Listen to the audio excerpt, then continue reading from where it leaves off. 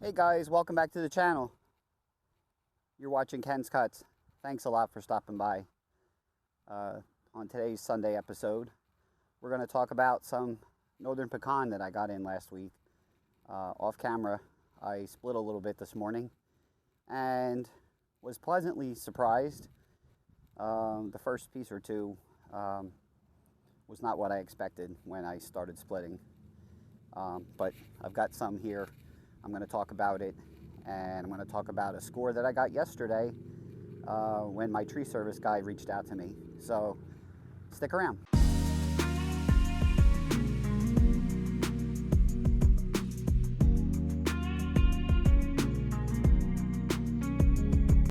So as I said in my intro, guys, I split a couple rounds of this pecan that I got in last week to the Woodyard, and it was a hectic week, so I really didn't get to it. So I wanted to tackle some of it this morning. I had a hunch, and I was right. This pecan holds a lot of water. It's mid-April here in central New Jersey, so the sap has started to flow, you know, on all of the trees. Everything's budded out.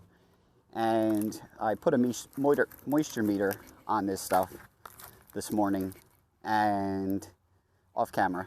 And the lowest number that I saw on some of these splits was 29% to a high of 34.5%. And I know pecan takes quite a while to dry, and I've got guys that are dying for this. So I went ahead and split a bunch this morning just to mess around. And I've got a wheelbarrow full here. I had a couple of cookies. Everything that I have here is at 14 inches, and I had a few cookies. So what I did was I made up for myself a milk crate full of mini splits, because last fall I picked up a 22-inch Weber kettle, and in my shed in crates drying, I've got apple chunks, cherry chunks, and now I've got some pecan, so that I can mess around with my kettle and essentially smoke with it and use it as an offset, or add pieces of wood when I'm, you know, doing wings and stuff like that in the kettle. I don't have an offset smoker. My smoker is pellet, and everybody busts my chops that, Ken, you've got all this wood. Why do you use a pellet smoker? Well, I've had it 3.5 years. Actually, this summer will be 4 years, and I just can't bring myself to sell it off and buy an offset smoker when I've got something that I use and really enjoy. But anyway, I put together a milk crate full of little pecan chunks. Pardon the motorcycles, everybody's out for a Sunday ride. And what I do is leave a strip of it, and I write on it with the date and the species. So this will be going into the shed, and I use that as my little mini kiln, because my 12 by 25 shed gets really warm in the spring and summer months, as everybody knows. So I have this set up for personal use, and I've got a wheelbarrow full. I set up a T-post here, and I'm going to stack some of this real quick, and I'm going to show you the balance of it. The majority is all beautiful stuff.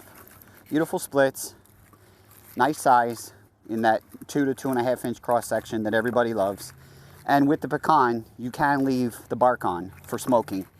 So I've got quite a bit of it, and I purposely am cutting it all small just to get it dried out, because at 29 to 34%, it's going to take some time. And with the summer months coming, I'm hoping that I can have it ready for the smoking customers in the fall. But, you know, only time will tell. So anyway, let me stack some of this up quick. I want to get to the pieces in the bottom of this that were not what I was expecting. I know that this pecan can be stringy. It's a lot like hickory. Hickory can be very stringy. And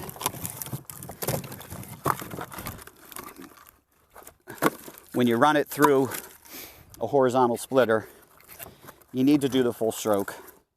Unfortunately, my wedge stops before the end plate by about 3 inches, which is great when I'm doing mini splits, because I don't have to worry about crushing my hand. I can hold 5-inch mini splits that I sell for the solo stove or tabletop customers. I do 3/4 inch by 5-inch for the tabletoppers. I did a short on that last week where I had to split some in my garage for a customer who was going camping. So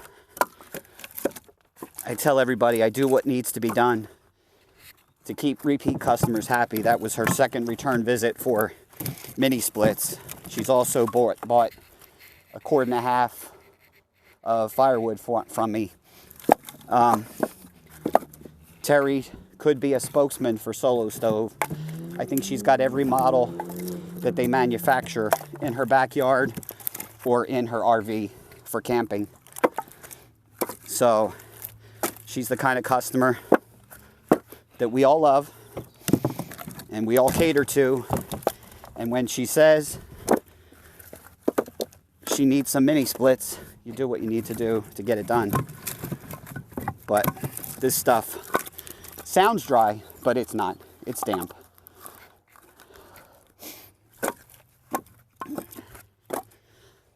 I've got white oak here behind it that's all barkless. That was split August of 23. It is ready to go, and I have access to it from the back side. So I've got one face worth here that I'm going to stack up with this pecan.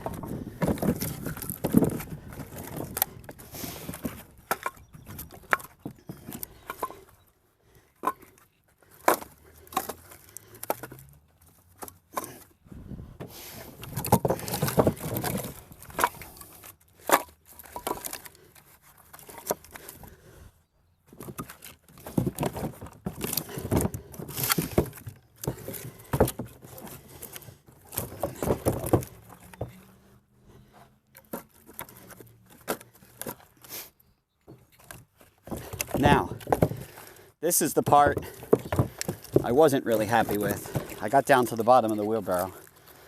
The first piece that I took off the pallet and tried to split was an absolute nightmare. It was so stringy. It wouldn't split at all. It looks terrible. It's full of strings. I had to cut it loose with a hatchet. I've got little pieces sticking off here. And for the moment, I'm just going to add it to this stack, but I will not be making smoking bundles with this stuff because it is twisted. It is nasty. Looks like a boomerang. And that was the first piece that I opened.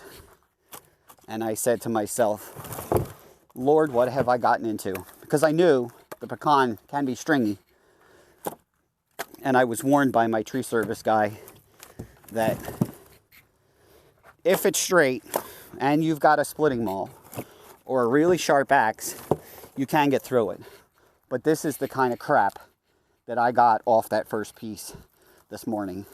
And I was like, oh dear Lord, what am I up against? But thankfully, the 3 or 4 that I did after that all split pretty nice. But this stuff's going in the burn barrel. I can't even add it to the pile. Some of it came off very thin with strings, and I just can't even stand to look at it when it gets like that. But there's a lot of shards that came off that first piece. And I said, well, let me do one wheelbarrow worth and see. And thankfully, you know, here's an outer bark piece. I mean, look at this. It's just, there's nothing to it. It's very thin. It's just the way that it's split. So I'll add it in here just because I keep all my species separate. I tell my customers I feel like a microbrewery. I've got small batches of about 10 different species, and it can be used for stoves, fireplaces, fire pits, hard maple. I've got a couple cords behind me that is not good for smoking, but it's great for a fire pit or a wood stove. And it'll be ready here probably August. But that's the first wheelbarrow load. It's a decent amount. Let me pan down. So there we go. That's the first load of the wheelbarrow. This is a big 10 cubic foot wheelbarrow. So just want to take a few minutes this Sunday and share with you what we got going on. Oh, and I also wanted to talk about yesterday's score. So on Friday, my tree service reached out and he said, hey, I've got some beech nut coming down, but I won't have time to get it to you. I'll need to get, it was actually Thursday. And he said, Friday morning, I'm going to have to leave it off at the farm and you'll have to grab it over there because I need to have the truck empty for 7 a.m. They had a long distance job. They had to get on the road early Friday morning. So I went yesterday and we loaded up quite a respectable amount of beech nut. I've got plenty back there in what I call my beech nut mountain that's pretty close to being ready. I'm going to put a moisture meter on some of that here very soon because I have customers that might want some of that here in May and June. But anyway, brought that back yesterday morning and spent about an hour bucking all that up. I've got 2 4-foot pallets about chest high stacked off camera there. So that'll be the next project to tackle. But with the spring weather here in central New Jersey and the tree service is in full gear, you know, they're 5 days a week. And John's actually running 2 crews because he's so busy. He's got guys out doing pruning. He's got guys out doing tree removals. And he's going to keep me well stocked, I'm certain. But anyway, also want to give a couple special shout outs. I don't know if you guys can tell, but I've got a new hoodie that I'm repping today. Our friend Don Scheib, I bought his hoodie outside with Scheib. And the hat that I'm wearing is one of my best customers, Tommy Scarano at the Gallery Backyard Barbecue. He's got a YouTube channel. And I'll put links to both of their channels in the show notes down below.